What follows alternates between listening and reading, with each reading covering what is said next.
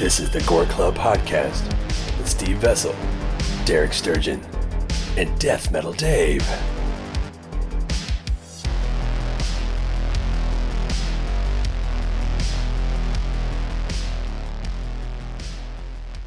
No, you weren't. You were like 10. Nah, it's okay. It'll catch up to me eventually. You were the one kid smoking alone behind the shed. Yeah. Years before anybody else came back there. Still in my mother's Dorel Ultralight 100s. Oh God, my mother had the Misty 120s. Oh God, that's like What? Yeah, I forgot about the Misty. They're not even. They're barely. I mean, they're a cigarette because you gotta light it and puff on it. But Jesus, that thing takes a long time. I don't even get what the point is. I'm not sure how it even inspired me to want to continue smoking because it makes you sick like every time you smoke one of those. Yeah, it's a headache. It's like trying to breathe out of a straw. That straw that smells like bowling alleys and a pool hall. Shame. Fuck that straw, man. And shame. Shane says we are recording. Let's try to be on track this time. Maybe. Welcome to the Gore Club Podcast, everybody. I'm Steve Vessel. Deathmetal Dave. And we have a special guest from the Savage Wholigan podcast. Tony, is it Hazelip? Haslip? How do you pronounce your last name? And then tell us about yourself. You can pronounce it Hazelip. How do you pronounce it, goddammit? I pronounce it Hazelip. Okay. Right. If I'm trying to tell somebody how to pronounce it and they look at me, I'm like Hazelip. They're like Hazelwood. I'm like, no, still just Hazelip. No, Yeah. But no, I do the Savage Wholigan podcast.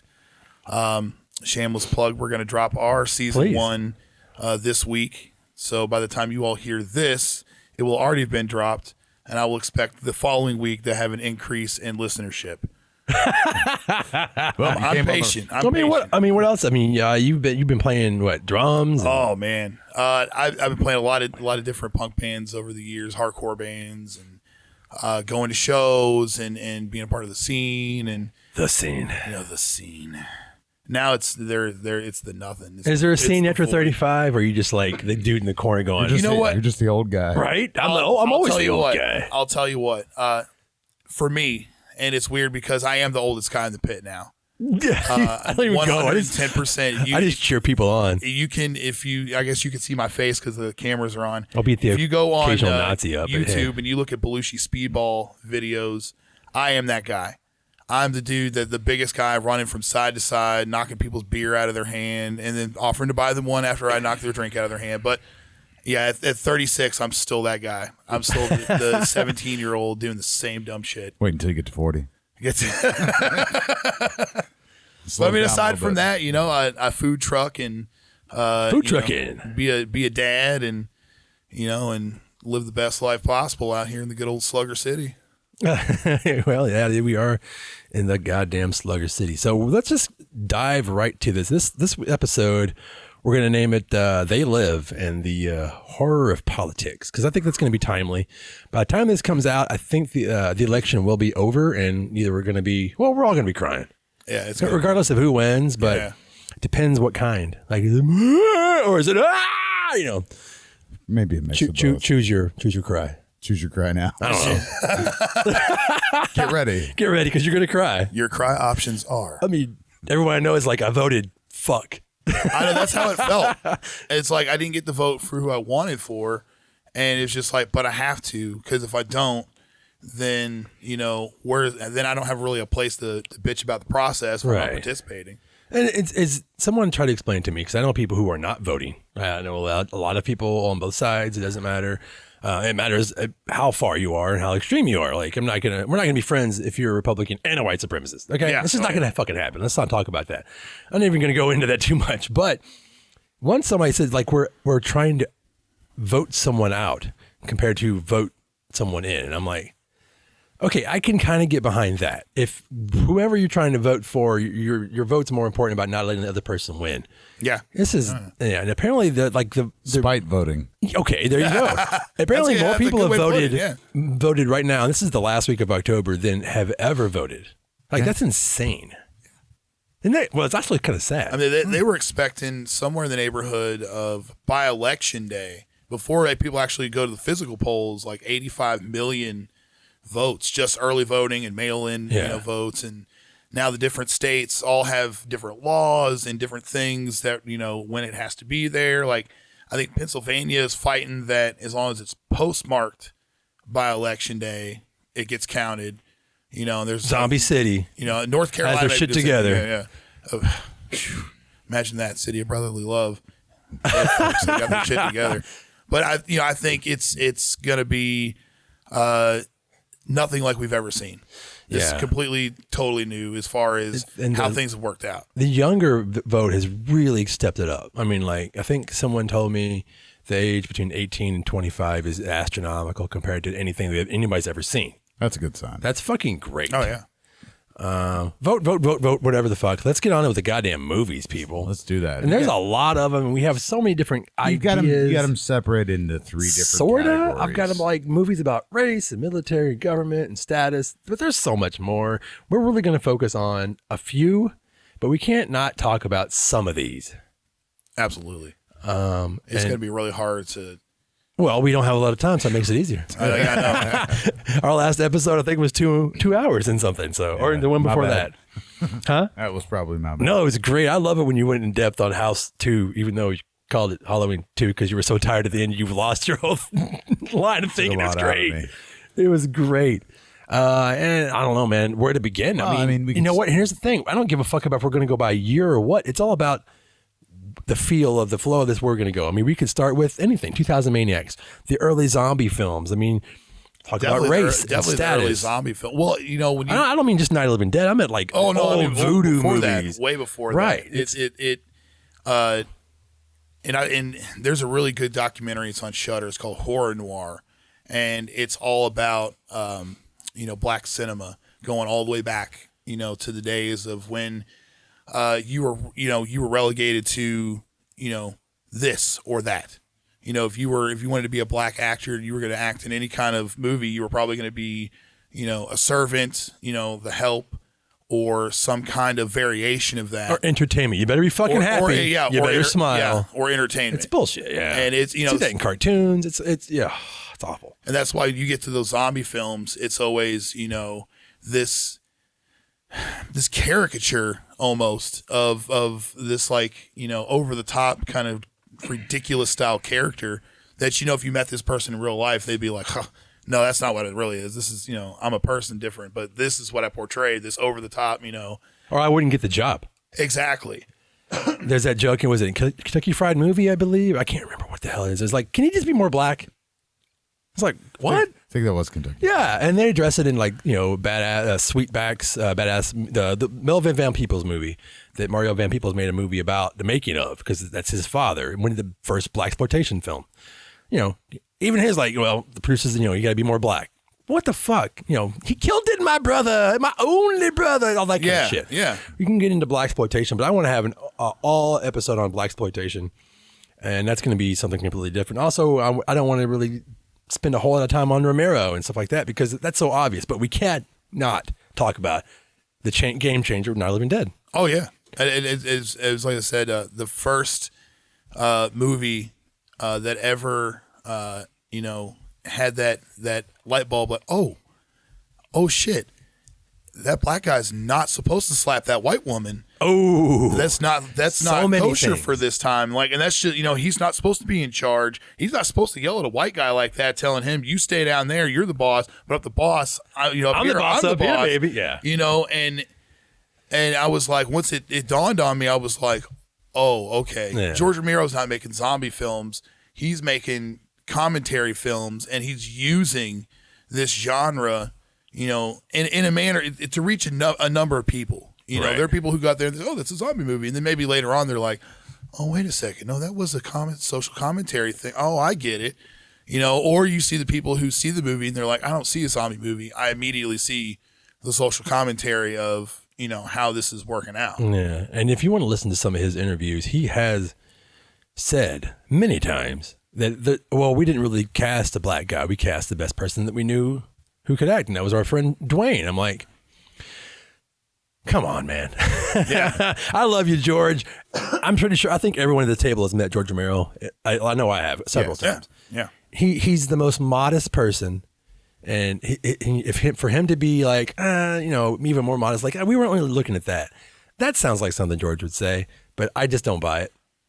Well, you know what? Once you got to the point where they're like, okay, now you're gonna have to slap this woman. Everybody knew, in the mid '60s like that, you're asking a black guy to slap a white woman. Like everybody in the room, who was shooting and writing and doing everything, they all knew like, well, this is something that, is really taboo. Yeah, we're doing something taboo right now. Right. And I'm sure, he is a modest, he was a modest man in that respect. So I'm sure he wasn't like, oh yeah, we knew it was taboo. We were just trying to, shake it up. I'm sure he was happy letting it. Right. The writing flow. itself is taboo, but then you cast him, whatever part of the game it was, he's like, wow, this is even going to push it even more over the edge. Yeah. But I don't want the movie to be based on just that choice. Exactly. I can understand that. He has a lot of social commentaries in all of his everything movies. I can think of. Everything. I mean, you got the crazies up there. I have to put the crazies up there. That's on the government military. Fucking can't trust them motherfuckers. That goes on and on and on. No, you cannot. Yeah, what, you can't trust the mayor? There's the mayor in Jaws everybody talks about. Yeah. He's been getting a lot of reference play here. There's lots of memes out there. He's still the mayor in part 2. Jaws is not in the water. Just everything's fine. Just go back in the water. Money. Yeah. And they had that little fucking meeting about, we can't close. I mean, there's people sitting there on the council or they own a business off to the side. And they're like, you can't, this is summertime. I need my $50. It's like, wow, man. It's disappointing. And that's what I think a lot of times compared to other genres of movies, action movies, most of the time, if there's a political commentary, it's usually right there on the goddamn cover of the movie. Yeah. Like you already know, like, the Pakistanis are the bad guys, and Rambo's going to this movie's place, called RoboCop. Yeah, like you already know that it's already a thing, But like sometimes you pick up, these different horror movies, it's masked a little bit, and you're just seeing like, oh, that looks like a scary thing, and then you like watch it, and you're like, that was a scary thing because it was a very real scary thing. Yeah, because we're living it. That's one of the things I noticed when going back and watching some of these movies, that it's all eerily familiar with what's either going on today or what hasn't stopped. Yeah, exactly. There's a lot of like you were talking about, Dawn of the Dead. It's about consumerism, and there are so many of these movies that touch on that idea that consumerism is the devil, basically. Yeah, he talks about poverty when the racist fucking SWAT team guy's like, this is better than what I live in. He's a piece of shit, and all his buddies just they have to deal with him. He's everybody's fine. like, oh yeah, I forgot he's on the job, and then he's blowing people away because they're I guess he's like Chicano or whatever, and then he slings the N-word everywhere. That when that dude dies, it's so glorious. Oh. But they can't talk about it because they're cops, and then they get in the basement, and there's almost 2 cops getting ready to blow themselves away because, well, we can't talk about what happened to Wally. I didn't see what happened to Wally because he's talking to the guy who murdered him. Yeah. So I don't know what you're talking about. There's so much going on in Dawn of the Dead. Speaking of that, like you talk about the cop thing, think about Maniac Cop. Like, man. The whole reason that movie works is because at the beginning of it, what is it? It's the white lady running away from the minorities. Yeah. And she's like, oh, it's a white cop. And then he fucking kills her. Right. And then they're like, oh, well, cops can't murder people. They can't possibly do that. And that's the whole premise of the movie, that people just can't believe that there's a cop out there killing people. Right. I believe Tom Atkins every time. Every time. Yeah. Bless his soul. Bless his soul. But it was with you about like Maniac Cop. I think it was. Didn't they set him up and put him in jail because he was actually a good cop? Yeah, and he was trying to do well, and they were like, "Oh, we can't have that." No, it's Serpico. We're trying to rip people off and take money on the side and shake people down. We can't have you interrupting this, right? So we're gonna kill you in jail. And that movie came out not too long after they discovered that entire station that was like fucking narcotics agents. They were hustling the narcos were like basically hustling all the drug dealers, and they were the fucking main drug dealers in New York City. Yeah, the fucking cops, and they all got found out. There was a big trial about it. It's crazy, man. Crazy. It's crazy. Insane.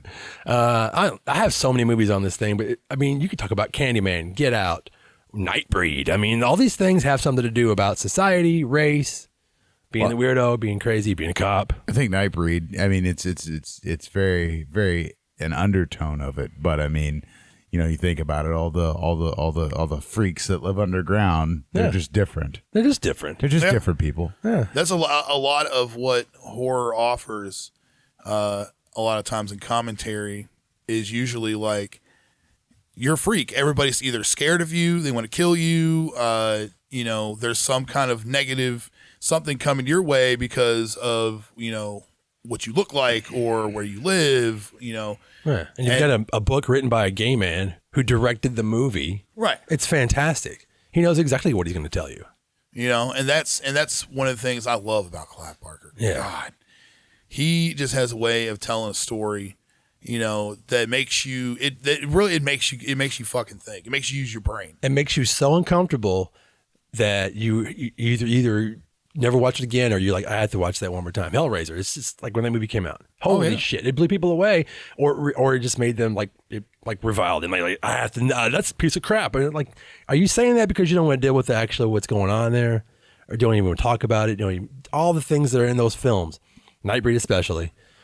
He touches upon in a lot of his books, especially. Oh, absolutely. Especially the books of blood. There's a lot of social commentary in those books. And I hope they reach the screen in the proper way. Have you guys seen the Hulu? We were talking. Yeah, that's what I was going to go towards. Seen it yet. Yeah.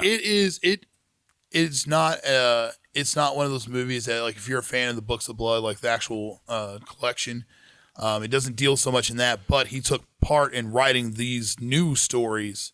But the wraparound story is still part of that Books of Blood series. It's actually, I think it's pretty good. That's awesome. It still has that Clive Barker feel that, this undertone of, use your brain, because if you're not, all these details are just going to overwhelm you and you're going to get frustrated and quit. That's why I feel like sometimes it is with it.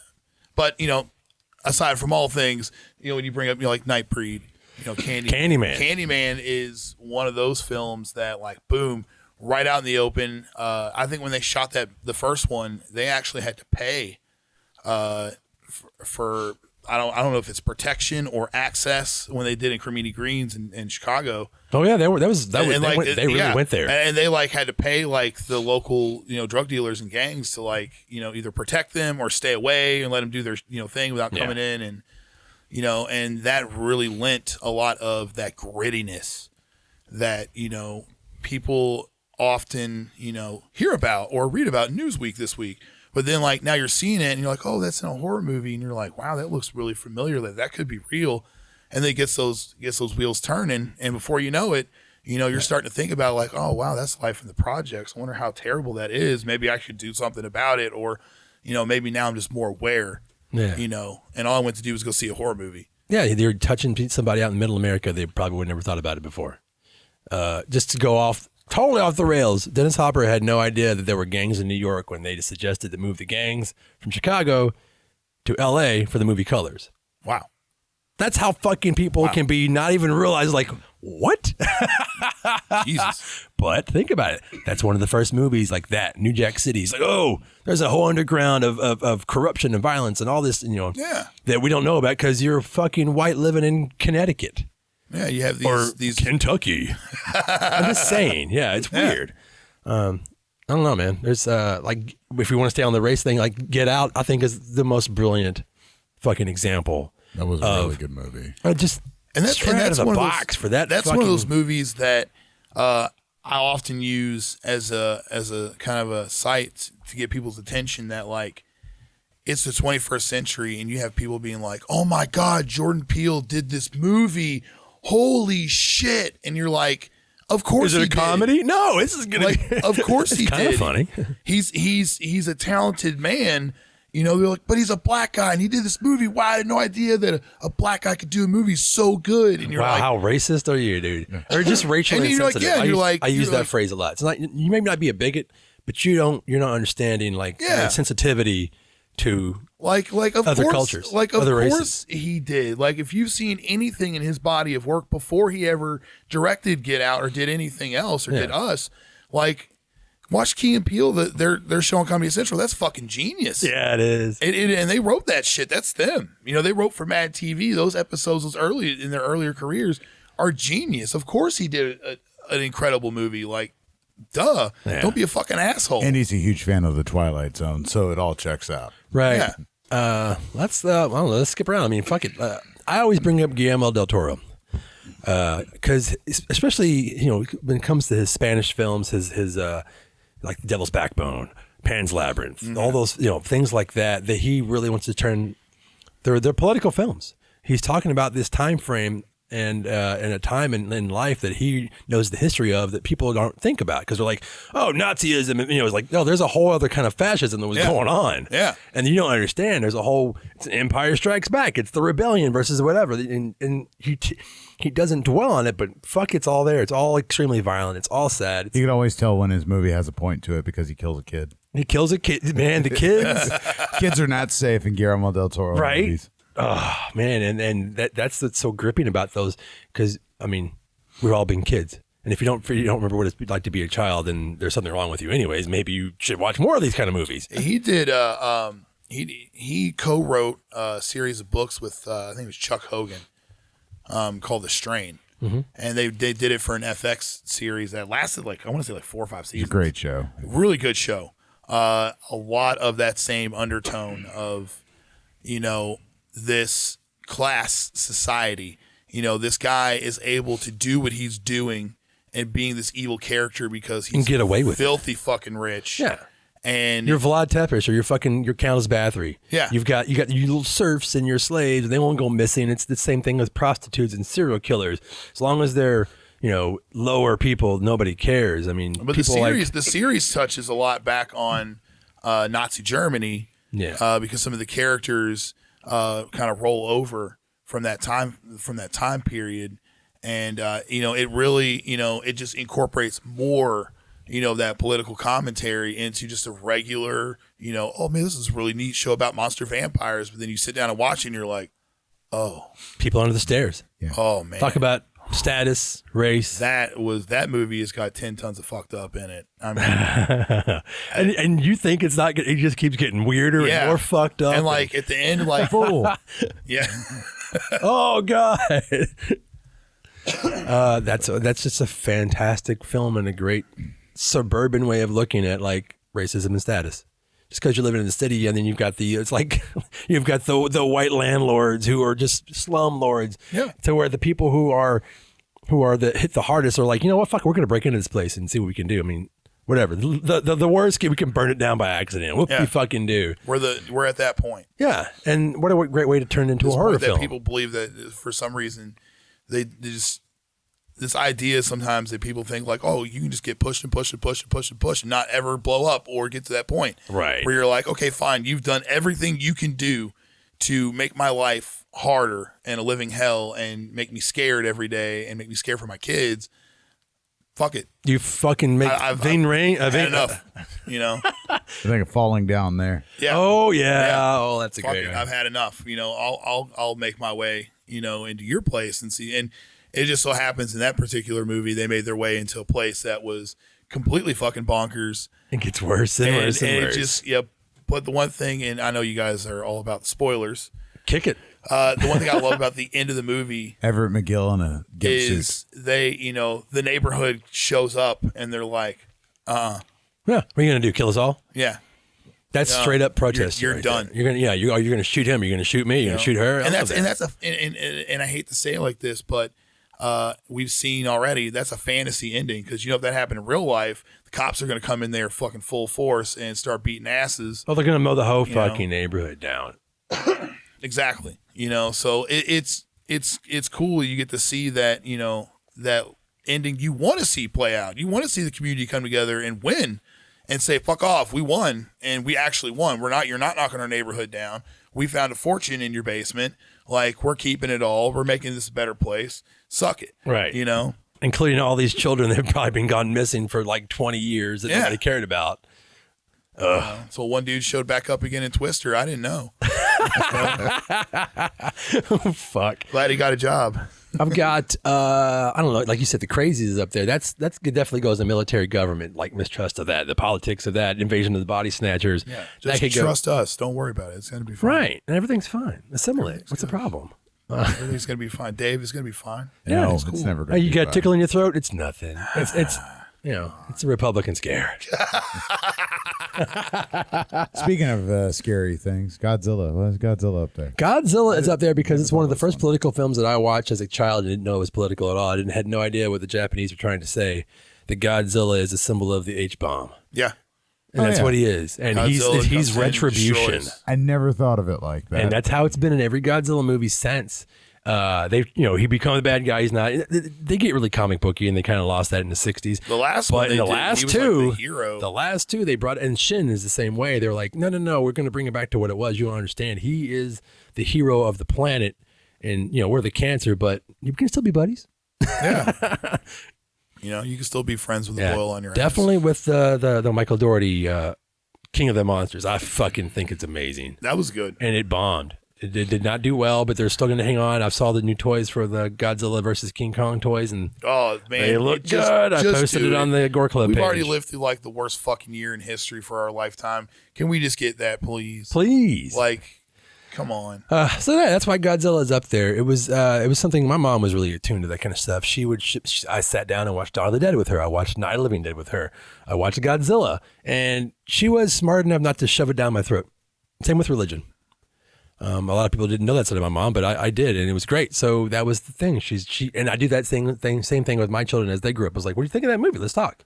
Yeah. And with a kid, you're like, I don't want to talk. I want to go eat some dirt and take a shit, and I tell you where I put the fucking duty. Oops, I shit in the shower by accident. Now I got to squish it down with my foot. But I mean, that didn't really happen. I did it. When you get involved, that's what I want to do. My mom squeezed it in nice and slow. Yeah. But the fucking movies, goddamn it, y'all weird. But what? I think when you do it like that, it's one of those things that you don't want to overexpose your kids, but it's okay to present them with something, and then what was give me your honest reaction. What questions, and they may not have questions of that. They may wait a couple years. That's one thing about parenting, like. You wait and you're like, fuck, it's not working. It's not. Oh shit, it worked. Oh my god, it's happening. See, I don't have any kids, but if I did, I'd probably just show them the last half hour of Society and see it. Be like, see, Society, the world is fucked up.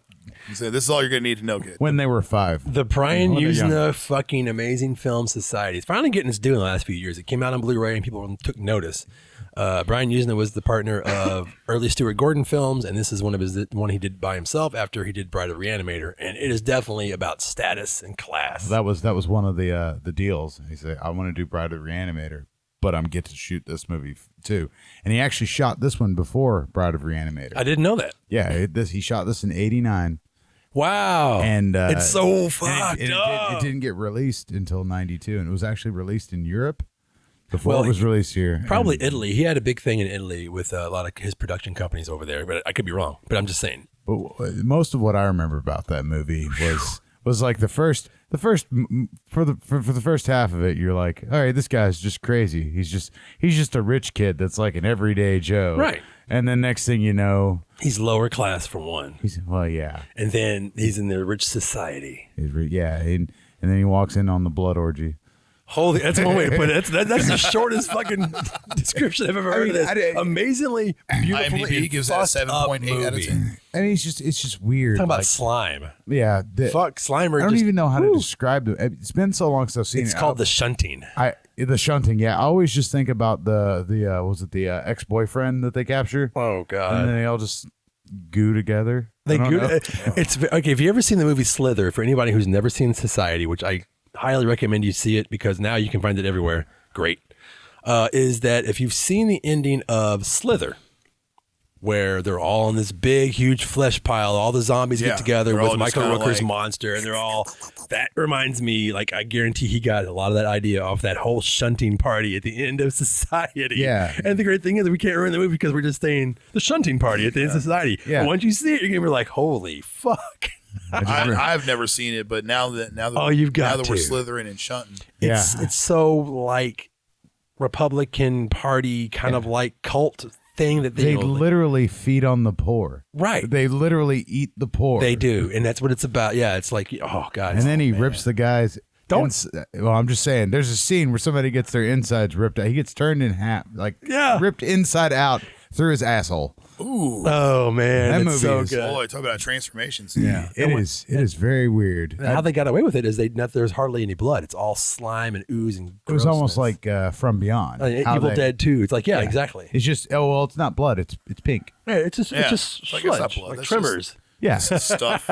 It's fine. So well, the stuff is up there too. Yeah. Oh, yeah, it Stuff is. is Right very there, very dead much center. a consumerism. Consumerism, military get involved. I mean, which nowadays is pretty much the same thing. It's capitalist let me society. ask you a question, okay, on Cohen. Now he did the Larry Cohen, by the way, everybody. yeah, Larry Cohen. He did the It Lives, It's alive. or It's Alive, It Lives, series, which deals with in the movie monster babies. Monster babies are produced because the mom was She was exposed. yes, and they covered it up. And you know what? And I think maybe because let's see, I think it came out in like late 70s, early 80s. It's alive. 74. Yeah. 74. So that was right around this time in American history when you were starting to see some of the backlash of the lack of regulations and dumping, waste in business, in these small towns living next to factories. Yeah. The 3M factory. Larry Cohen something must have happened in West to where Virginia. It's a lot of is his a good movies. example of that because after these women worked for the 3M company, which they made Teflon, everybody started having birth defects. I mean, kids were getting born with all kinds of physical abnormalities, genetical abnormalities, all these different things. And I always felt like as I got to be older and I watched, It Lives and It's Alive, that it was touching on, these mothers bringing these I don't want to say monster babies because they're not monster babies if you're deformed because you were working at a Teflon factory, but these Just little Belials, little basket cases running around. these in air quotes monster babies. You can actually see them air quotes in this show. Air quotes on YouTube. Yeah, you can't see them in my personal podcast. We don't do that. But you see this these monster babies that are a direct result of the non-regulation, which the shit that we're stripping away right now. Yeah, they want to so badly. So their cop buddies can have the factory out in the woods that turns everybody into cephalopods. Yeah, I mean, Lovecraft would like it. yeah. But I think that that little series, those two movies, Fucking now, when you get Springfield to from the Simpsons. Everybody's got three eyes and when you get to the Island of the Alive, I think you're, it's just, Cohen just having some fun. But those first two movies really touch on that. This is a problem. It gets covered up, but here are the, the results that could be. Yeah. If you don't pay attention or if you don't try to do something to help people. And nobody pays attention except for horror nerds, sci-fi nerds especially. Yeah, we're here doing something like this when we should really I don't think the government talks this way about. Right. It'd be nice if they did.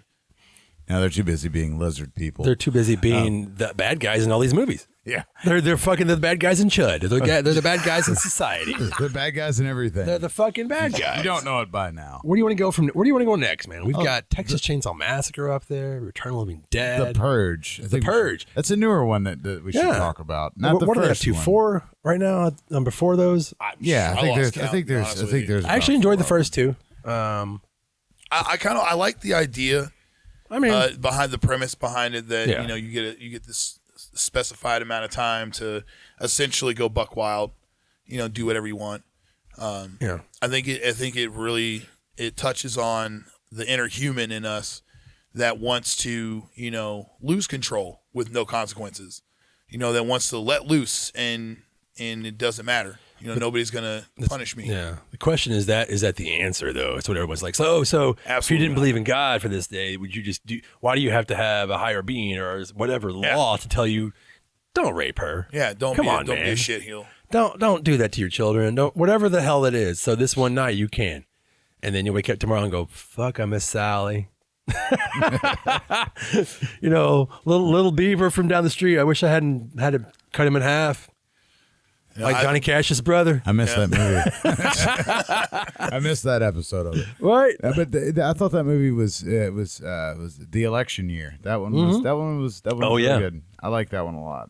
I thought it was a nice little peek into what people think.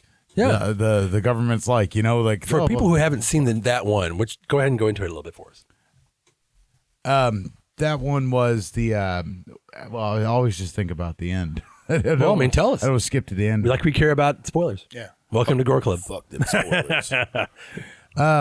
Now, correct me if I'm wrong, but this is the one where the senator. She was a senator, right? Yes. Mm-hmm. Okay. So the senator.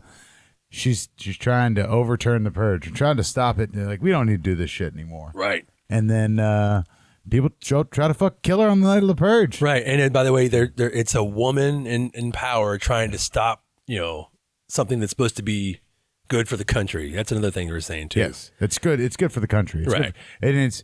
And the whole underlying thing is it's not good for the country. It's good for the elites. It's good for the higher ups. It's good for people that don't have to be out on the street. It's good for people that It's don't good have for those money. people that For their that have mentality money. is better you than me. I could be in a Exactly. bunker by these poor people are going to rip themselves apart, but tomorrow, we'll buy that small business and make it a Walmart. And that's and that's that's almost an updated story that's been told over and over. It And is. there's a lot of that in a lot of these movies.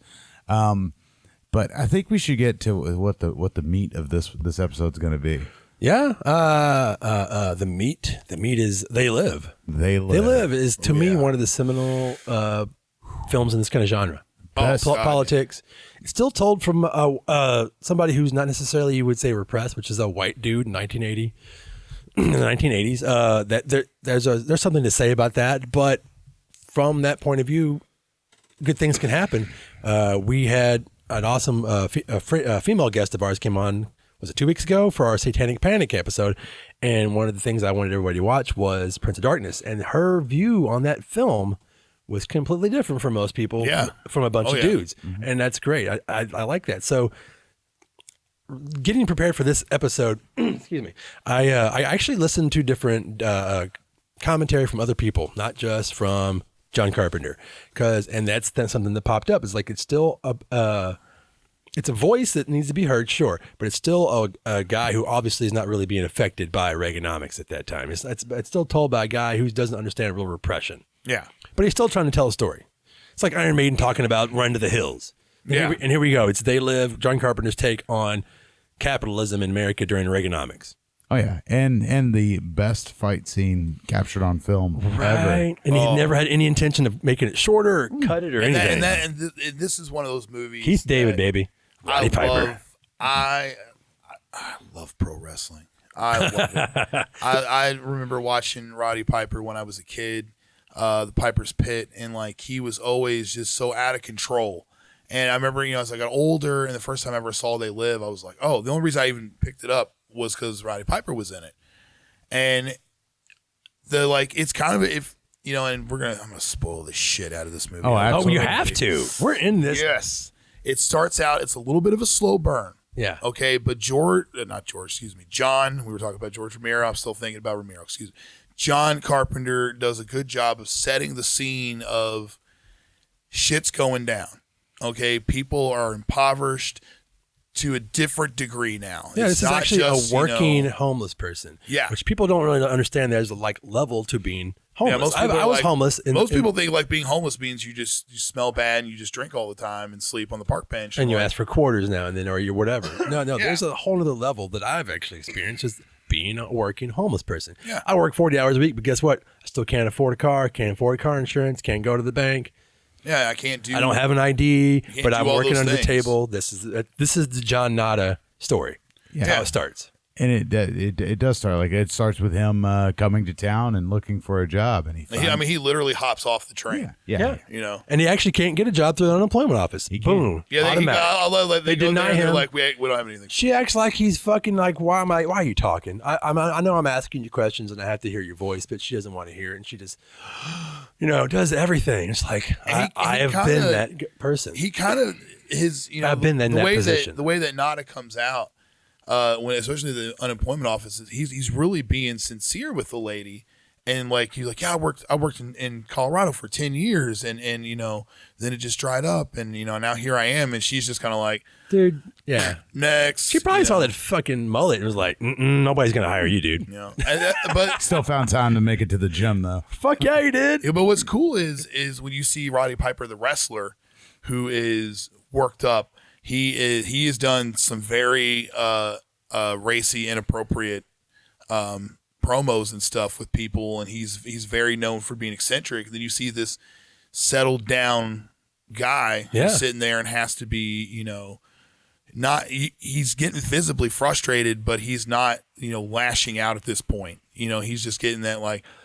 This is the person who's been shit on probably most of his adult life. Yeah, I mean, he just hopped off. Got my own tools. Yeah, that's what he keeps telling hopped everybody. off the fucking train with a pack on his back. He's like, Full I got my own tools. I got my own tools. He keeps telling everybody that. That's why he's so jacked. He's got a whole fucking bag of tools. Oh, he's been shit. carrying from Colorado. I mean, if we go into every construction job in town, what do you got in there, man? Yeah, And that's where he meets Frank. Keith David. Yeah, man. Who is amazing. He has his eyes, man. He looks at everybody like he's their dad and he's gonna whip their ass. He did that. Yeah. He was my favorite character in The Thing. John Carpenter's The Thing. Oh, yeah. And I'm so glad he brought him back for this film. he said he wrote that character specifically for him. It's fucking great. His work from The Thing. Keith David looks like he's gonna snatch somebody's ass up in a heartbeat. Especially back then, and baby. beat him. Yeah. Well, I love it because like the whole time he's like, look, man, I don't give a fuck what you're about. Stay away from me. Yeah, because And like, even though he just invited him to come with him, but whatever. Left alone. Yeah. he says it right up front, like, hey, I moved down here from Detroit. There was no job. Factory shut up, and I've got a kid and I got a wife up there, and I've got to support him. So he's doing what he has to do, just like everybody else. And then he takes Piper's character to the camp. He shows him around. He's like, hey, you could stay here. They've got food, and it's this nice little. But he invites him and then says, "Why are you following me?" Yeah, I like what it is. A little weird because like he's like, hey, he's trying to be nice. He's like, hey, there's what do they call it? Is it Camp Justice or something? I can't remember, Something man. along those Yeah. lines. And he's like trying to be like, hey, they can get a hot shower, they got food, and like Piper just kind of like looks at him, and he's like, all right, well, fuck it, whatever. And he's like walking, like you see Piper like coming along, like you know what he's doing. You know he's following you like a little puppy. Like, why you following me? He's Let's like, see where I the cool just guy don't like to goes. follow somebody until I know where they're going. It's just like, Yeah, all right, guys, now you're friends. Let's go. please. Let's go get a bite to eat. You got a frenemy thing. Yeah. And then they go to this camp, and it's like I said, it's a tight-knit community. They're all about helping each other. It's awesome. It's a shanty town. It's a shanty town. He's like, oh, you've got tools. We could use that to. If you're handy with those, you can use that to fix some chairs. And there was a shower wall or something that was down. Yeah. He's like, hey, let's fix this. Yeah. And it's a really nice thought. And then it goes from there. It goes to hell. It goes to hell pretty quick Because of the government. Because of the government.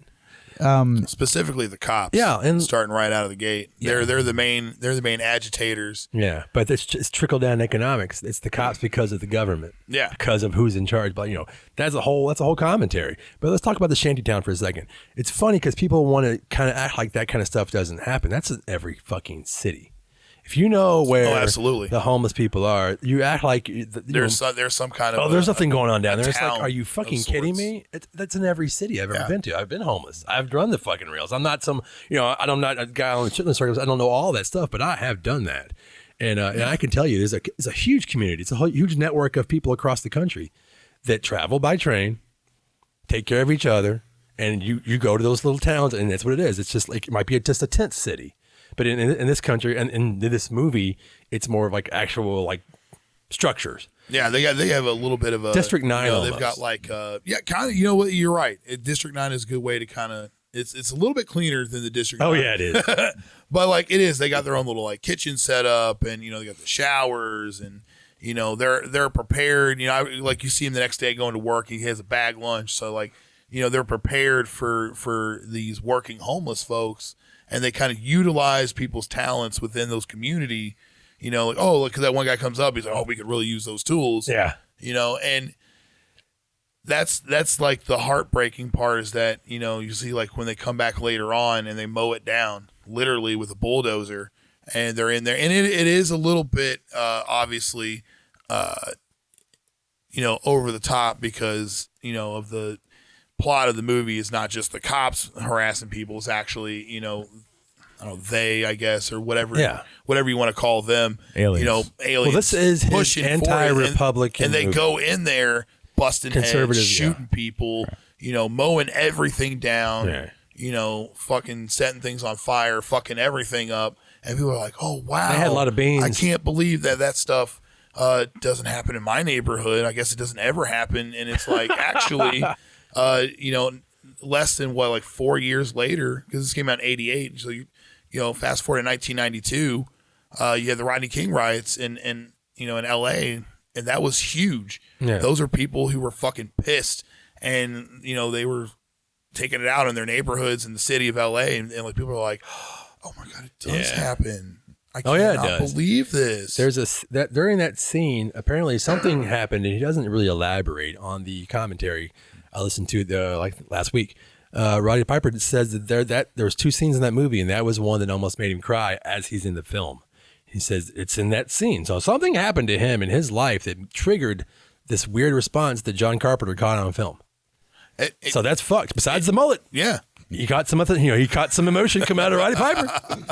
But I mean, and that's one of those things. That's one of those things that if you're doing it right and you present it in a way that opens people up and gets them to use their fucking brain a little bit, then they start thinking like, oh, I wonder what it would be like to have everything I own run over by a bulldozer, and to have the cops run after me with a fucking billy bat trying to beat my ass. And it's a Dead Kennedys cover, baby. Yeah, I mean, and like even when they all split up and run away from the camp, they're cornering this blind priest, and he is swinging his cane around, and they end up just snatching him up, and you see the cop come over with that fucking stick and just hit him right in the fucking he's face. gonna die. And we know now. I feel like we've missed why the cops are there. Well, I was gonna say I didn't want to gloss over that. So, not just first night.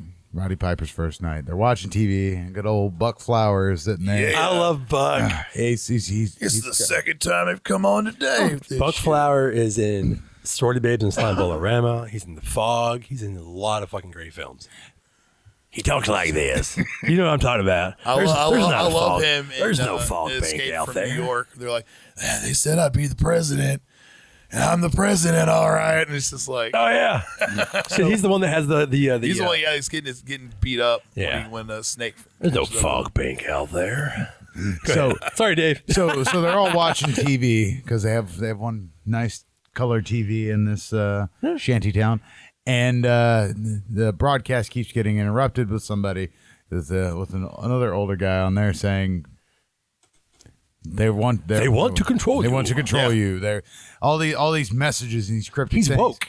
It's sort of like it reminds me a lot. And if you've never seen this, it was in the late '80s, early '90s, maybe. Somebody took over a television stream and put Max Headroom on it. Oh my god! Yeah. So that's what I guess it would have been like. And if you don't know what I'm talking about, just Google search Max Headroom TV hack. I don't know. God damn it! You'll find it. People don't even know who the fuck Max Headroom is anymore. There's a lot of people out there that are like, I'm gonna have to Wikipedia that. What? Yeah. Just it was really weird and terrifying at the time.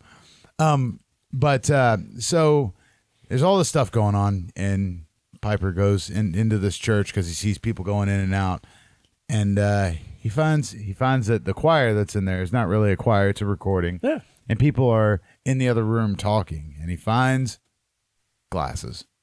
Lots of glasses. Yeah, hidden behind a wall. Lots of He's like, sunglasses. he's like like I don't know old what blue this is blockers. for. It looks like a. He seems so like, that's what I thought was over here. I knew it. It's set up like a meth lab, but they're making glasses apparently. Yeah, it's great. And what does it say on a wall? It says resist or something like that. No, it says they live, we sleep. They live, we sleep. Okay. Yeah, it's the big thing.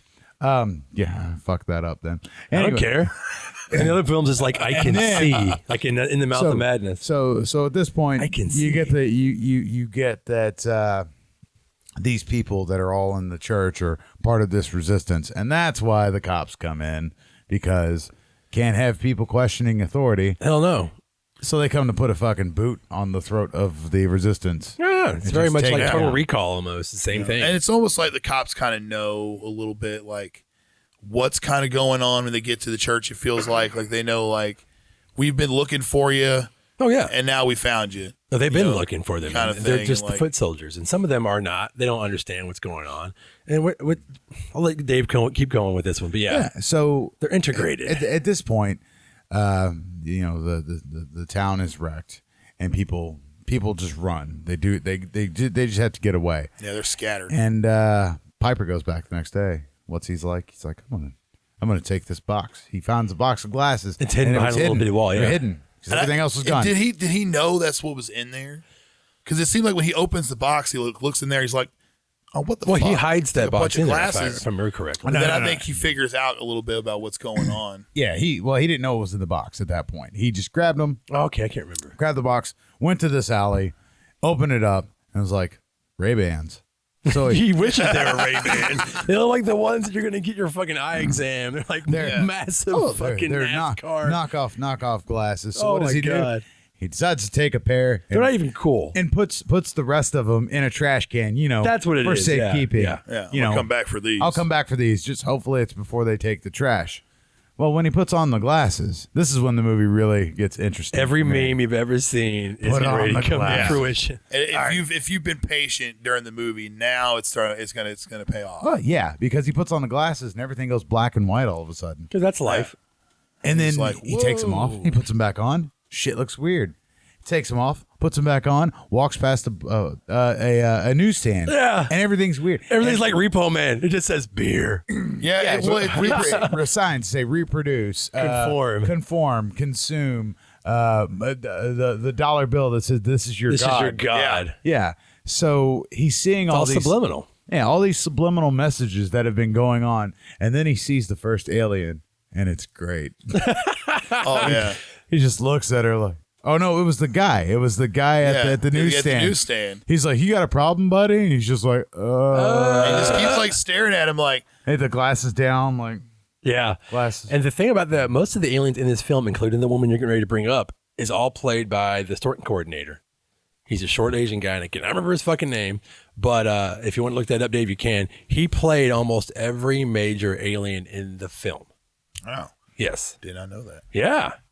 Even like, well, he's going to go to the store where he knocks into Lay, and she's like, "Excuse me," because she's rich and he's a piece of shit, obviously. Yeah. And he looks at her, and when he puts the glasses on, as she's an alien, is this guy, and I cannot remember his name, but he's the stunt coordinator for the film, and yeah, he plays almost every major alien you see. Oh, he It's plays, great. a good alien. Yeah, he does. Well, when I look up stunts, there's a lot of people, so Okay. we'll find that later. But yeah, that scene where because he's freaking out at this point because like he sees things floating in the sky, Yeah, those little drones. all this shit that he hadn't How seen weird. before. So he goes into this grocery That's science store, fiction drones. and you see he sees the humans, people that are actually humans, interacting with these aliens because they can't see, they're not awake yet. These people have no clue what's going on, and he sees the one lady, and he just sort of freaks out. He's like, "You, real fucking ugly." Yeah. At this point, he's like, "Fuck it." The other Yeah. day, he's like, "You're all right. You're But all right. You." Real fucking ugly. Sorry, you have to leave. Oh my God. And it's at that point that the aliens all start they get into their little watches and they're like, Yeah, they have Rolex We've got on one those. that can see. Yeah, we got one that could see, and so at this point he's super fucking paranoid.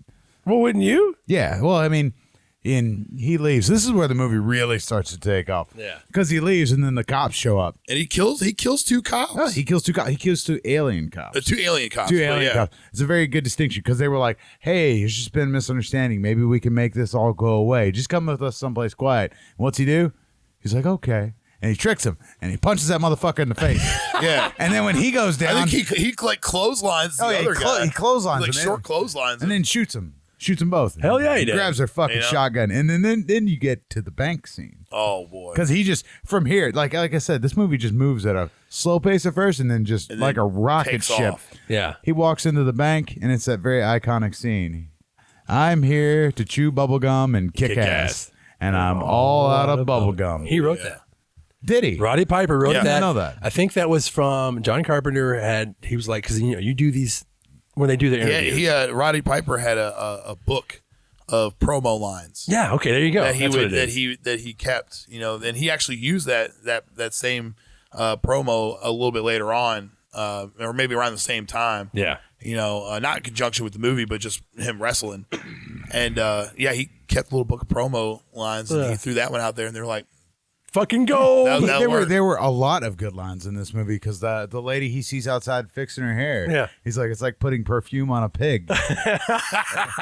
I was just looking up more of them. I mean, just his what is it? Oh, Not as fucking quotes on whatever. Yeah, like, So, I mean, that's what's kind of cool because up until this point, he's been very mild mannered and not the Roddy Piper you see on WWF. He's been this quiet, like, I'm curious, like, I'm a little skeptical about what you're doing or whatever you're offering up here. Yeah. And now he's like got the glasses on, and it's like watching somebody go from being like shy and sober to like drunk and buck wild. They're just like, fuck yeah, buddy, here we go. He's been beat down his whole life. He's accepted it. I'm fucking just gonna have to be a working homeless guy the rest of my life until maybe I can get a car maybe one day. And then no, he gets someone, however you want to metaphorically want to say, he just gets woke, quote unquote, and then it's just on. The conspiracy theories, it's over with. This is fucking real. Yeah. There's a weird kind of thing that you can do with this film is almost like a dream quality to when he goes from one to the other. It's really weird. Yeah.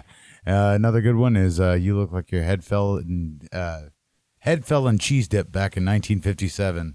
What the fuck? I don't remember that one's great. Yeah, he's got a lot of good ones. Life's a bitch and she's in heat. Yeah, I remember that one. Yeah, that was a good one. Yeah. But yeah, so he goes on this killing spree, only systematically shooting the alien people. Yeah, there's something to be said about that. And he that's where the movie sort of slows down again because he gets away, and it's amazing that he fucking gets away because he just killed 2 cops, stole their guns, went across the street to a bank, shot a whole bunch of fucking people. It's crazy. And then just walks out of the back door. Because they didn't cover the back door. Apparently, when you rob a bank in the 80s, you just walk right out the back door. Right out the fucking back door. Yeah. Oh, you know. And into a parking garage, into Meg Foster's car. Meg Foster, baby. That's right. Those blue eyes. Evil Lynn. Those blue From eyes. Masters of the Universe. Kidnapping her. The way, oh, boy. I And she's always, in Lords of Salem. You're like, whoa. you know, I totally forgot she was in Lords of Yeah. Salem. Well, you go back and watch it now. Yeah, You're now, like, oh, now. shit. I always thought it was weird, though, that I guess maybe they don't make windows very well in California, but when she just shoves them a little bit. He kidnaps her. Get to the point where he kidnaps her, and she takes him home, and they kind of have a little small talk, on the way, and he kind of finds out a little bit about her. He freaks her out, and she's got a really good thing where she's like, I'm going to put these on, and whatever you tell me to see, I'm going to see it, even if I don't see it. Yeah. Let's just be real here. And that's a great part between a person who is a captive to a person who's supposed to be crazy, but she doesn't know. From the outside looking in, this dude's a fucking mass shooter who now is trying to convince his victim. Once you wear these fucking sunglasses to see everything that you can't see. And He's very convincing about putting those glasses on. Oh, yeah. We'll get to that. We'll get to that because it's... We got to talk about the time. But they finally, they get through, and he's like, oh, this is where you kind of get the idea that wearing the glasses too long gives you like a hangover. Well, yeah, or baby. something. He's like sitting there, and he looks like he's struggling. The prescription sucks. Yeah. It's all. So like he gets up and she hits him in the back of the head with I guess it's like a wine bottle. Yeah. And he goes through this plate glass window like a champ. 2 stories. Wow. Yeah, man. And rolls all the way down the hill. And yeah, he's in fucking Mexico. That's how far he rolled in this goddamn thing. And I was just, I remember I watched it last night as a refresher, and I was like, God damn, like that is one hell of a window. And a hit to the back of the head with a wine bottle at the same time, like Jesus, it knocks out the entire window. It was a hell of a bump. Yeah, exactly. It's a hell of a bump. God damn it! But from there it goes on. He ends up sleeping under a bridge for the night and narrowly escapes the police again. Of course. These aliens suck at this point. They've got drones in the sky. They still can't find him. They still can't find him. At this point, he's like a clothes. wanted man on the TV. Yeah, he's a wanted man, and he goes and finds Frank. He's like, Frank.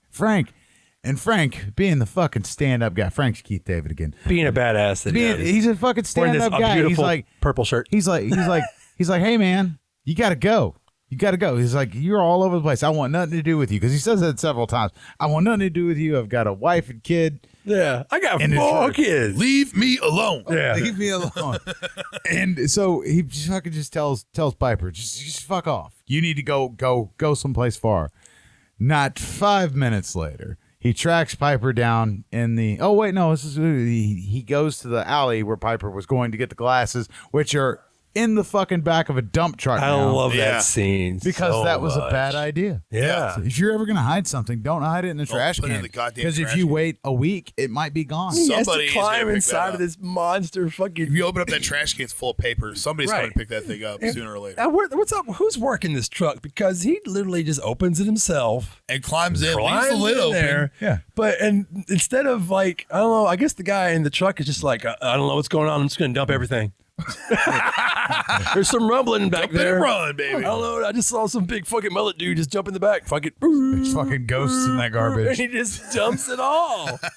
It's like fuck the But garbage. he finds his glasses. He does. He finds the box. He And- does? And then Keith David shows up and he's like, Again, another stand-up move. Yeah.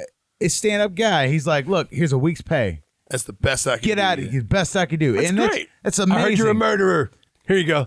Yeah. It doesn't make any I sense. don't even know. I But you don't did even shoot know some your cops, name. so here's a couple of $100. That's what's weird about it. It's like, I don't even know your name. Here, have some money. Go on the run. And this leads us to the most epic fight scene ever. Like Expendables, fuck it. Fucking any Chuck Fuck your Norris movie. hidden dragon. Fuck you, Every single trouncing epic tiger. fight movie scene that comes after 1988, I guarantee you they were all like, all right, how do we do the Keith David Piper fight scene? Because this, I mean, if Did this come out before or after Frogtown?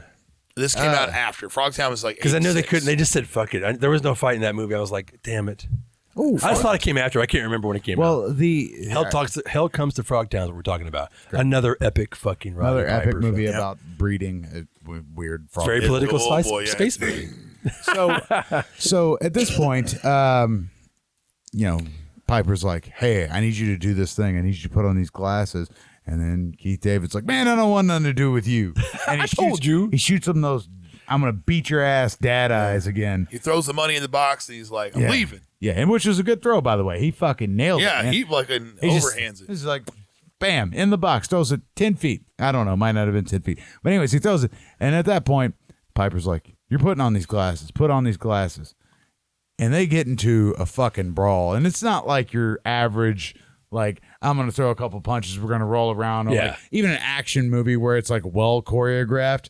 They just fucking beat the shit out of each other. Yeah, they choreographed this thing, I think, for 2 weeks or something like For that. the 2 or 3 weeks they practiced. And John then Carpenter's backyard. Roadhouse stole the whole thing and made a movie. out of it. And like when you look at that fight scene, anybody who's ever been in a real fist fight before knows that fight scene is probably somewhat close to what a real fist fight is in Yeah. real life, where if you're going at it with somebody, and it's just you and him, you're not going to be doing these illustrious things. You're going to punch each other a few times, roll around the ground, split up, take a break. Somebody's going to come back in for another piece. Yeah, and one punch doesn't do it in this The movie. dialogue is great. The dialogue is yeah. great. It's, I'm giving you a choice: either put on the glasses or start eating a trash can. Not this year. And then it's like he goes to punch him in the balls, and he's like, "You dirty motherfucker!"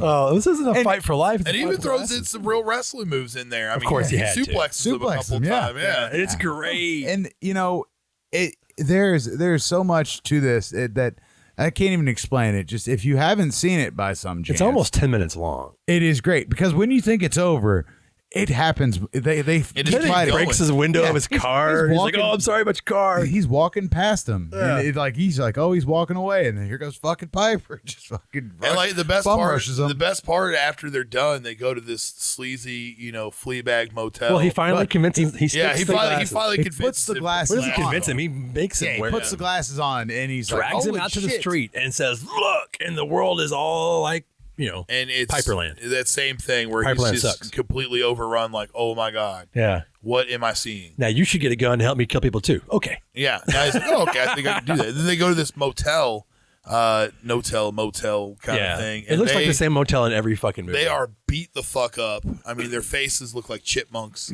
Yeah. and they get up there and I'd like to hear that conversation. It's the beginning of a good friendship, I think. yeah. I think, yeah. This you is my pimp. definitely- We need a couple hours. Yeah, well, we just need a single. Yeah. That's okay. Yeah, so they go to this hotel room and they relax. And Well, Piper passes out, and Keith David stays up trying to look out the window for like hours and realizes that these glasses are fucked. Yeah. This is the They're- worst they're- prescription ever. It's not my prescription. It's like, this is not what I want to see. No, I can. Oh, fucked up. And he starts to see that, and it kind of throughout the movie, they kind of give you the impression a little bit, especially when Piper's like in the bank and like he's starting to escalate, that maybe these glasses or the combination of the glasses and being woke push you into this next level of, well, fuck it. Like, I could see what's going on here. Like, well, no, I just do whatever I want now. Yeah. And like, you kind of unleash a little bit, and like when he says, when he takes the glasses off, he's like, oh, you're flying high with them on, but boy, when you come back down, he mentions that, in Meg Foster's house, he's talking about, you feel high when you're on the glasses, you come back down, it's rough. Yeah, it's like your adrenal gland being overworked, and then you're like, I'm done masturbating. I got to pass out for like, a little bit. I've got to stop and let my arm just relax just a little bit. Cramps. So I don't remember how, but they find out that the resistance is a thing. I don't remember how they make that segue. The guy shows up. Oh yeah, the dude from the camp, the one that was like, "Hey, you got any tools?" Yeah, he shows up, he finds them, which is funny because the fucking aliens can't. They're all find fucking him. standing around there wearing the glasses, like looking at each other to make sure everybody's cool, and like it kind of reminds me of the scene from The Thing where they're all sitting testing each other's blood. Yeah. Which is hilarious. And like everybody's kind of all David, sitting there together, and they're all kind of looking at each other, and like, who is it? It's one of us. And then he realizes that Meg Foster's there. Yeah, she is. They're having their meeting, and if you notice in the meeting, again, just like the town, there's different people there, different. There's there's different colors of people there. Like it's us against them at this point. Yeah, it's us against the aliens. Everybody has contacts now. Yeah, they're They'll upgraded. swap out the glasses. They're upgrading their contacts because when they walk in, there's that big biker dude. He's like, that's something new going down. Yeah, he points. I love that. Something new. And it's just like, cool, we'll subtle way. Yeah. And they just the Hell's Angels like it. And you know what? That's one of the things that I like about Carpenter as a director, because he does often do these political commentary pieces. Escape from New York is another one. And he doesn't really ever do it so much by race. They Live it's never really a racial thing they ever talk about. It's just a upper class versus the lower class. Right. The lower class is mixed with a lot of different people, while the upper class appears to be mostly white. Right. Well, this is where you start to find out what's going on and why the aliens. You get a better idea. You get a better idea of of how what bad they're it doing. is, actually. And they're talking about like what their plan is, and they've got all these guns, and they've got. There's a little bit of hope in this part. Yeah, there's a little bit of hope. Like we can't just go guns blazing. We have to wake everybody up, and then the fucking cops show up. Yep, they get infiltrated. Fucking cops They again. get infiltrated. Somebody took the bait.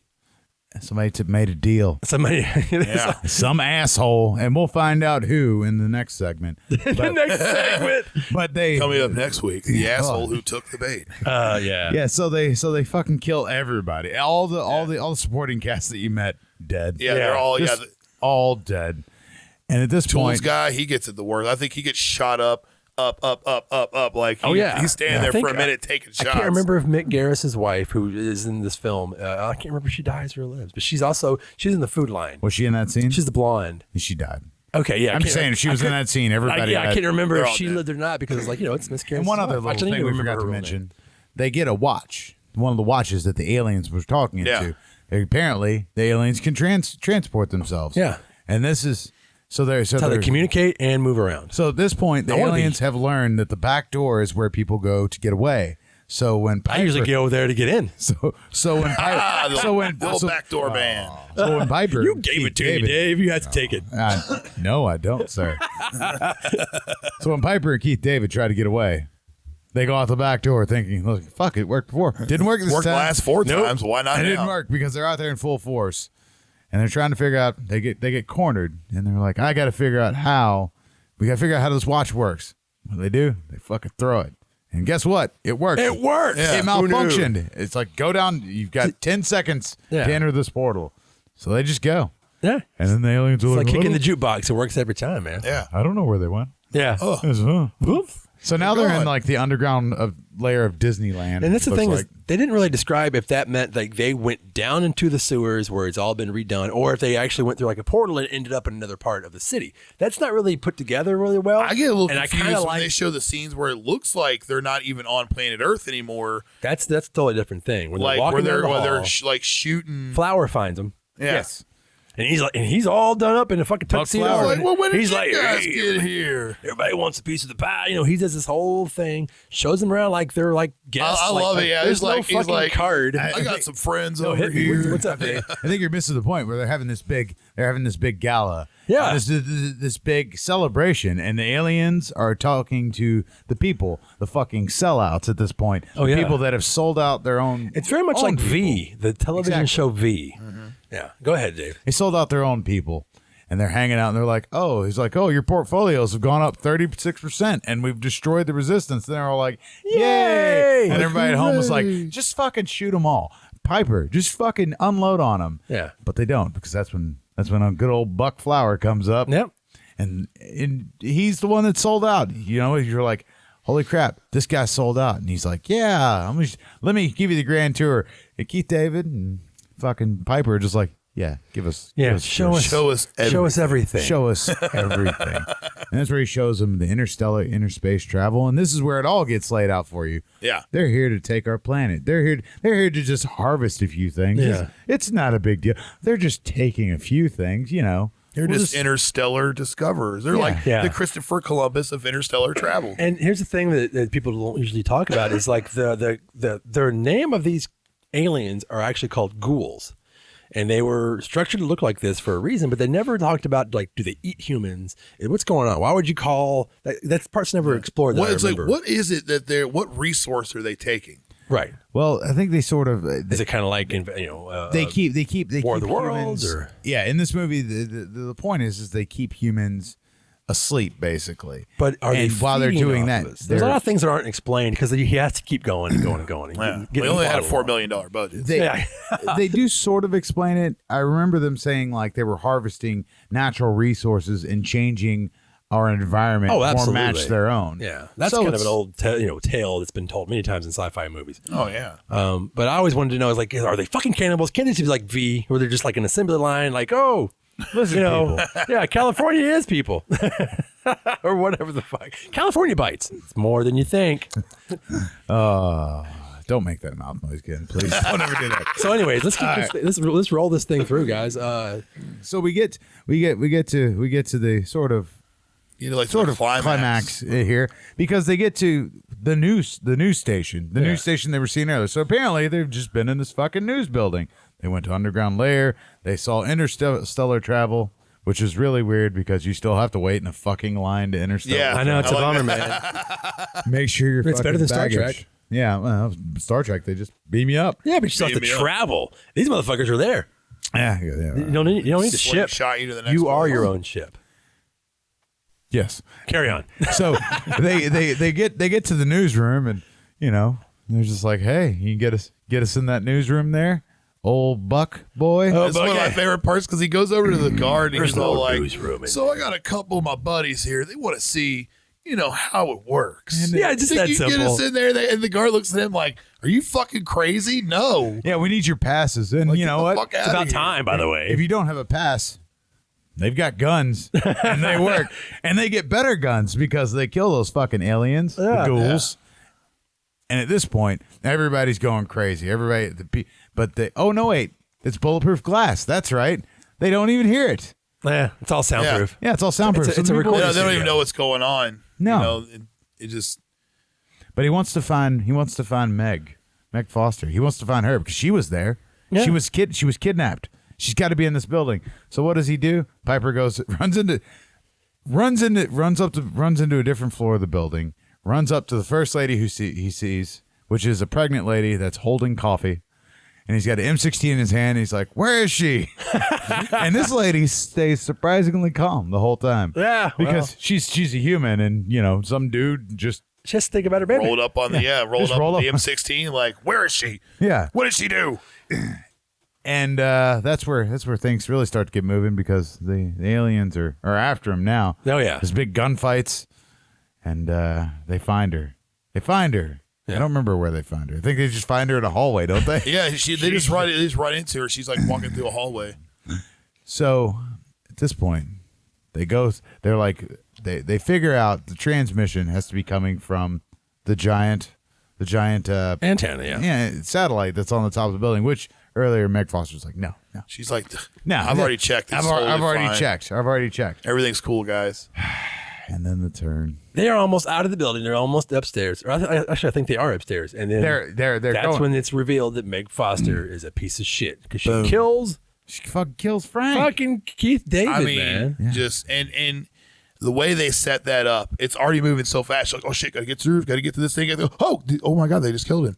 Yeah. What the fuck? Yeah, it's just like Piper runs upstairs, like, I'm gonna go ahead and I'm gonna get the satellite, and she's like, okay, and then he's just standing there, fucking back turned to her, and she just pulls out a gun, bang. Right. Yeah. And next thing you know, it's to Piper. He's on the roof, getting ready to do his thing, Getting ready to shoot it. And She's- we already know that he's dead, and you know that she is behind him, and we know where he's going. Yeah. But now you're like, now the race is on because he has no fucking clue what's going to happen. Yeah. He has no idea his best friend at the time is dead. Has no idea the woman he wants to save is the enemy, and that technically we're all fucked. Yeah, she's a sellout. She sold everybody out too. And there's always the argument that these people make.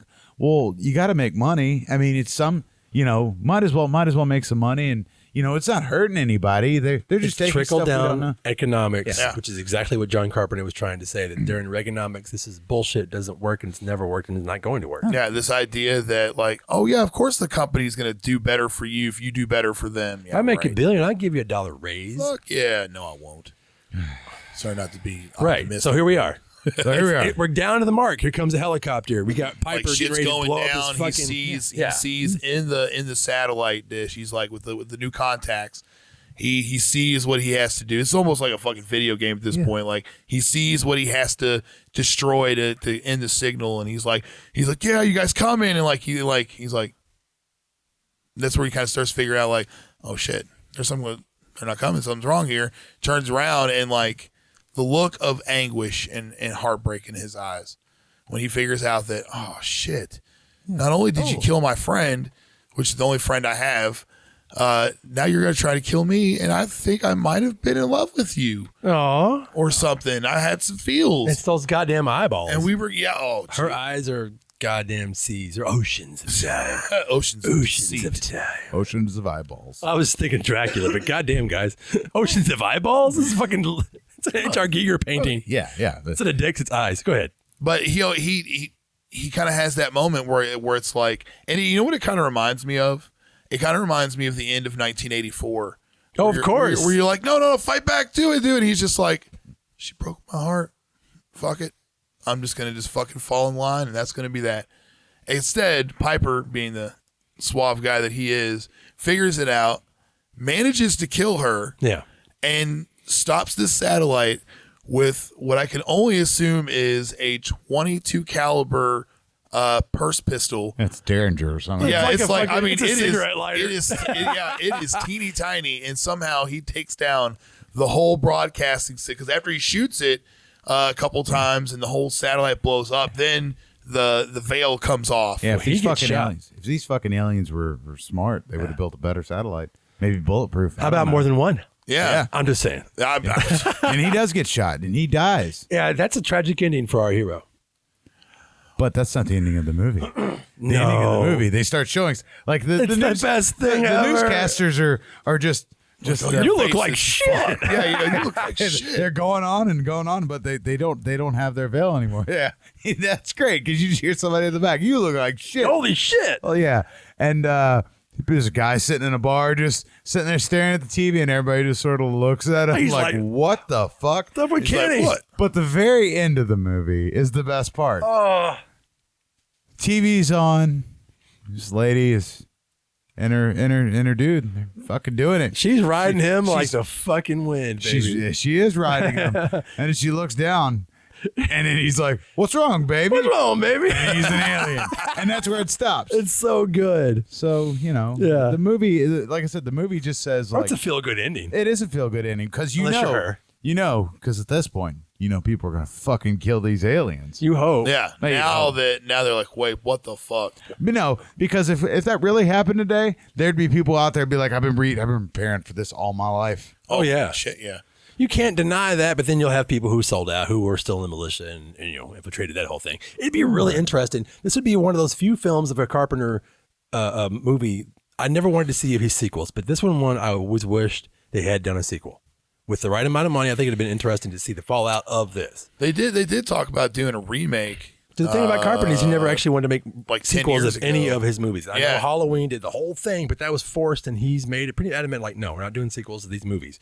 And this is one of them I would have liked to have seen, at least maybe even comic book form. It'd have been interesting. Now, would you say, because in the 80s, after Halloween and Halloween 2, Carpenter really took a dive. The Thing bombed. Yeah, this was his coming back. Alive gave him a 3-picture deal, I believe. Yeah, Universal was still on board with this one. It was like top movie for a couple weeks when it came out. Yeah, Universal was still a part of the package. They dropped him after The Thing and Starman. But they were a part of the distribution company, I believe. It's Alive Entertainment that took over, and then he did this was a part of his his apocalyptic films, not post-apocalyptic. It was like this. Dave brought it up a couple episodes ago. It's like The Thing, They Live, In the Mouth of Madness, or his End of the World trilogy, and this was the second film. But yeah, this is he had to go back to the trenches and making low-budget films, but he didn't really mind that as much as people want to put on it because he still had total control on every contract. And it comes down to what would you rather have? I want to say what I want to say. I want to say it my way. Yeah. And this is one of those films, and I think it's brilliant. It stands the test of time. It really does. It is doesn't one of stop. those. God damn it, I wish it did. But it's one of those movies that continues to stay relevant. Here we are, 30 plus years later, and we're still in that same kind of problem. Right. This is going to come out after the election next week, this episode. So it's interesting. And regardless of who wins, next week or when, on election day, I guess what days the climate ago, that we're in right now, yeah. we may not know for a month. Yeah, but I mean, we're still in the same problem. We're still in the same seat, still doing the same shit. It's just a different person in the driver's seat. The same fucking empty promises. Well, because the grandfather clock is still a grandfather and it's still ticking, no matter who's winding the fucking watch. I don't know. Mitch McConnell looks like he's on his deathbed. Either God that or damn. his fucking lizard skin's coming through. He's molting up. I love all those memes and stuff. It's like, what's going on with this guy? He looks terrible. Yeah. Well, yeah, he probably kept the glasses on too long and they melted his The butt. turtle's face is coming through, man. But we're gonna wrap this up, man. This is kind of a timely episode. This is actually Derek's idea originally. When we first started doing the podcast, he couldn't make it tonight, so we've got Tony. And Tony, tell us where we can find you and your podcast, buddy. Much like you guys, I do my stuff through Anchor. Yeah. And Anchor graciously distributes to the different platforms. I mainly promote through my Spotify platform just because it's what I listen to, all my music and stuff. And it's pretty common. I mean, Apple Music and Spotify. What's it called again? It'd be The Savage Wholigan. Dun, dun, dun. Dun, dun, dun, dun. And we got season 1. It's going to come out after this is recorded tonight, but before it goes out next week. So, like I said, But you have many episodes before all this. I will wait a week and let you guys roll in the listenership. So I'm not going to be disappointed next week. Shut the fuck up. You're going to gain 2 people. I know. And they're at this table. But yeah, there are other episodes up there. We did some stuff last year. We haven't really released a season like we're doing. This is the first time we're kind of compiling everything together and putting it all out in one. Oh, nice. So there are other episodes. There's some interviews. We talked to some bands. We got to talk to Lich King right before all this great shit. Fucking thrash band. Oh my God, what a great show to end. Never going to shows again. Right. But they can find you on Facebook. Yeah, but Spotify, we're on Facebook. We're out there on Instagram. Anchor FM. You can find us on Anchor. I even got Twitter now. Woo! The Savage Twitter. That's right, the Savage Twitter. Although it's really just use it because it's connected to my Instagram, so it's just another thing that goes out there. So look us up out there, and that's WHOLIGAN. Yeah, he spells it. Okay, I spelled it a little I couldn't weird. find it, but yeah. Yeah, so WHOLIGAN. Yeah. The Savage Wholigan. But we're out there. We're going to have some shit for you guys. And coming up in the coming months, we're going to continue to probably take this platform on the seasonal thing and compile episodes. So hopefully in the next season we'll have Dave on. Yeah. And we'll probably even have Steve on again because we're going to start talking about some Louisville music and the scene that exists here in our city. Yeah. And Steve and Dave are both well versed in that. So well, sweet. I guess we're gonna wrap this up, man. This is They Live in the Horror of Politics. We definitely touched on as many as we could within the time frame that we have, and then we really wanted to dive into They Live because it's so timely. It hasn't like you said, Dave. It's not nothing's changed. No, I don't think it ever will. It's just voting for the lesser evil from here on out. The best thing about what's going on right now when it comes to the internet, TikTok, things like that, things that they hate, is that it's helping pull down that mask and makes you see exactly what the fuck is going on, whether you want to pay attention to it or not, man. Yeah. It's there in your face. It's gritty, but fuck it. Get in there. And one thing I'll always tell people, even though it sucks, get in there and find out. Expose yourself a little bit to it because you don't want to just keep on living and not know. Right. I'm going to let Dave get us out of here. All right. Well, you can find us, like and subscribe on YouTube. Find us on Apple iTunes, Google Podcast, Anchor FM, Castbox, Spotify, TuneIn, Overcast, Podcast Addict, Radio Public, Pocket Cast, and Breaker. And thank you to all the people listening in UK. We're in 15 countries now. You guys got a lot of 12 different languages, I believe. It's just one person. That's just Dave likes to shit on it, but I don't care. It's a lot of fun. Right. That's Singapore. Whoever's in Singapore, that's the last one from send us a message. Last week. Singapore picked this up. Nice. So that's pretty cool. So anyways, guys, we're out of here. Gore Club Podcast. Thanks Thank for you, having me on, Tony guys. Hazelip, Hazel Witch. Hazel From the Savage Wholigan. Thank you, guys. Bye. Bye. Woo! Yeah, man.